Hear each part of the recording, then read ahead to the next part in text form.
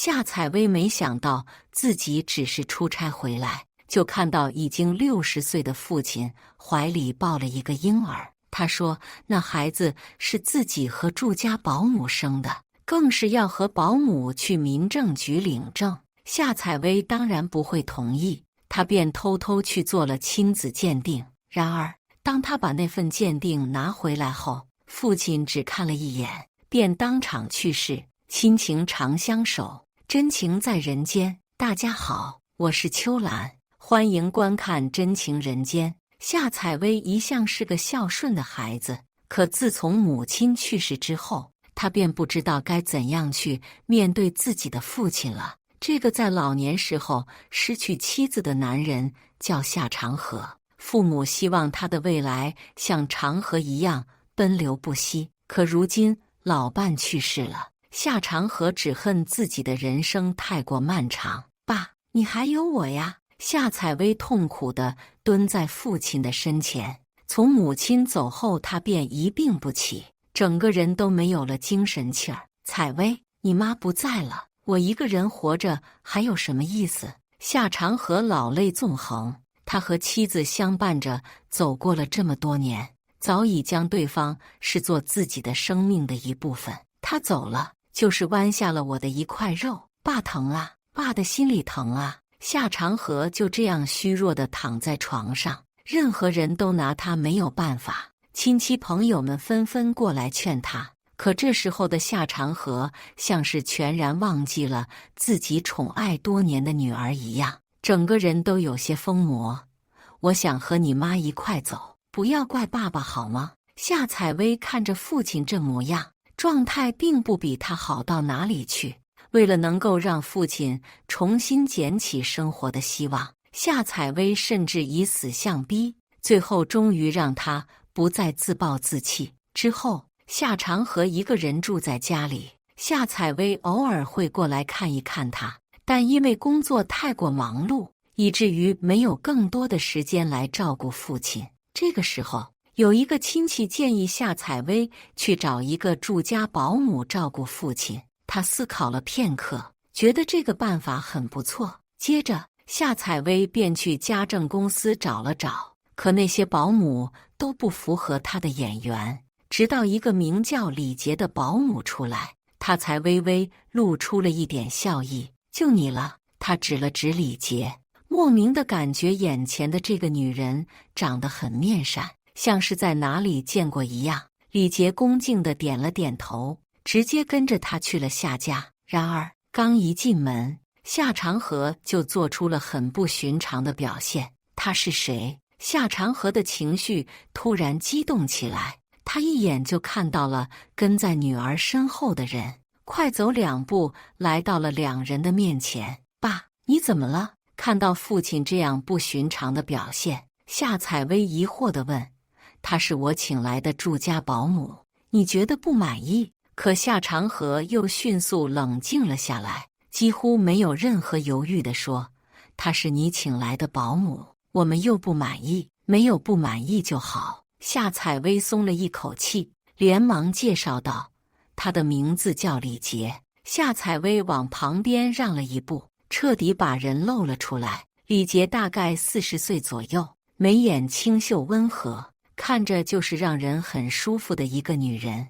光从外表来看，李杰完全不像是40岁的女人，加上她说话的时候总是低垂着眼睛，因此给人一种很好欺负的感觉。夏采薇刚一见到她，就莫名的觉得面善。现在她将人带回来了，夏长河似乎也没有要反对的意思。爸，以后就由他来照顾你，工资的话我会给他开，包括家里的日常支出。平时他只要照顾好你的衣食住行就可以了。夏采薇生怕父亲觉得自己嫌弃他，又说自己请保姆只是因为担心他的身体。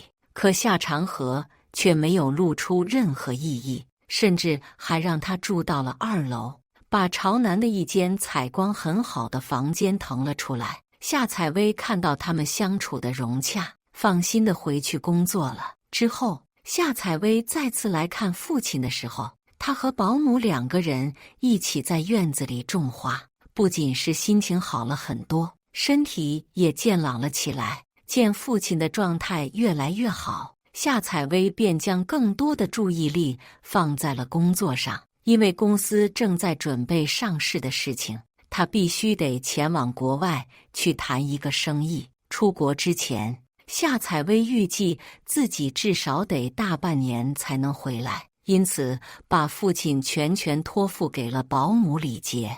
李杰表示自己一定会照顾好他，夏长河也让女儿放心，不用担心自己。于是夏采薇便去了国外。可是中途的时候，公司出了些问题，他留在那边收拾烂摊子，一待就是整整1年。等到他回来的时候，一推开家门，就看到父亲手里抱着一个婴儿，而他的脸上洋溢着幸福的笑容，更是对女儿说出了一句令他惊讶不已的话：“采薇，这是你李阿姨给我生的儿子。”夏采薇还没有从面前这一幕中回过神，便听到父亲这样对自己说。他抬起头，先是看了一眼父亲，又将目光落到了旁边站着的那个女人身上。“爸，你刚刚在说什么？”“采薇，我们也没有想到你会这么快回来。”夏长河似乎是察觉到女儿的表现有些不对劲，于是犹豫片刻，对他解释道：“本来我们打算给你一些时间，让你来接受家里多了2个新成员的事情，只是你在国外实在太忙了，我们也一直没来得及通知你。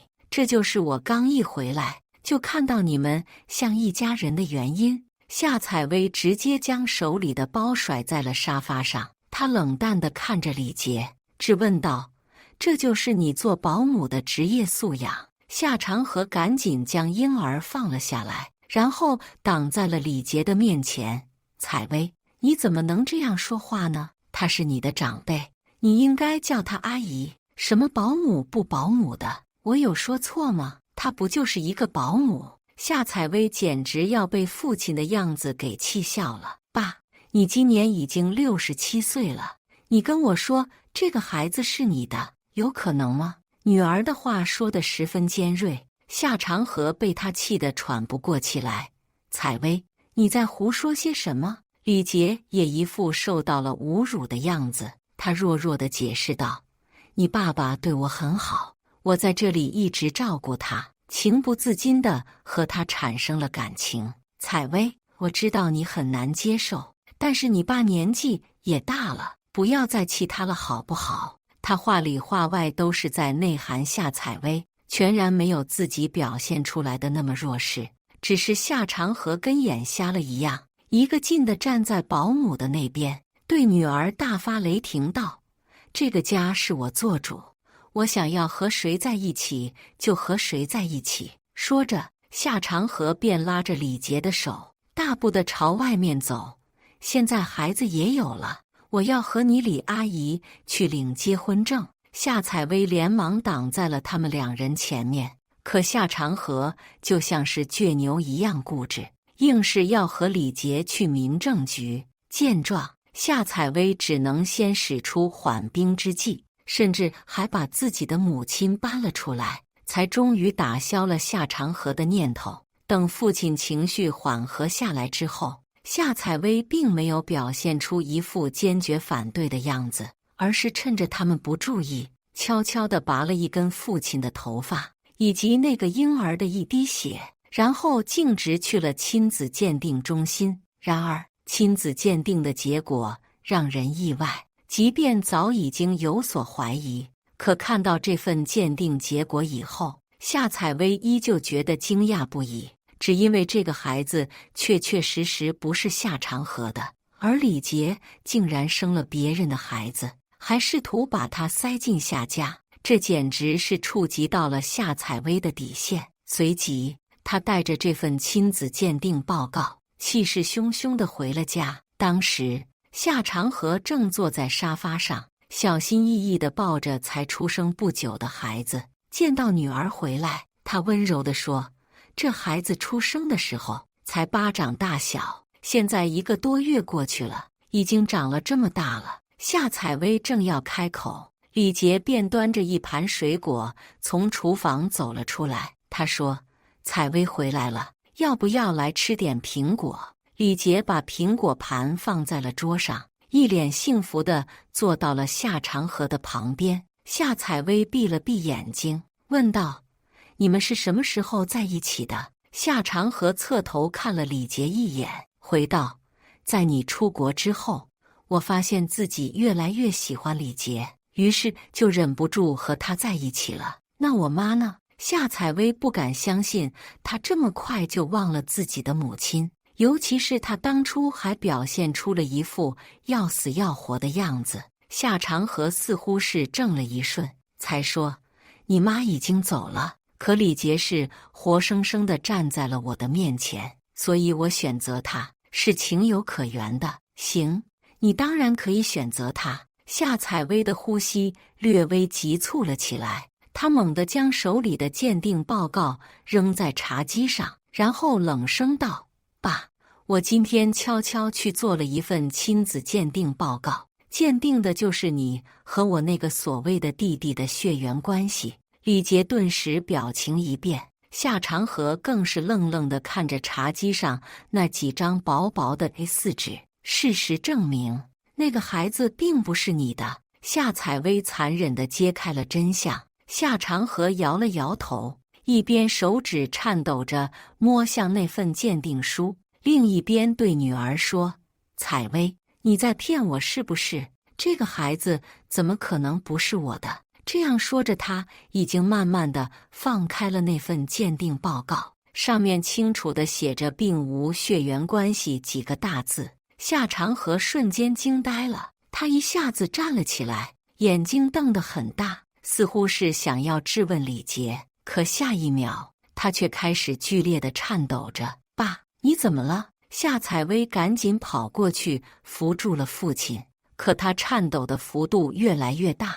之后更是仰面倒了下去。在一阵剧烈的抽搐之后，夏长河直接晕了过去。夏采薇惊慌地摸了摸他的鼻子，却发现父亲已经没有了气息。就这样，夏长河竟然被活生生地气死了，而李杰更是惊恐地捂住了嘴，没有任何犹豫。夏采薇直接选择了报警，可李杰却跪在他的面前，求他放过自己。原来李杰之所以和夏长河在一起，全然是因为她老家的丈夫是个赌徒，把家里的财产输了个精光。为了还债，李杰便开始欺骗夏长河，以家乡父母生病的缘由，从他那里骗了不少的钱。之后更是在怀了丈夫的孩子以后，佯装这个孩子是夏家的。面对李杰的坦白，夏采薇并没有选择放过他，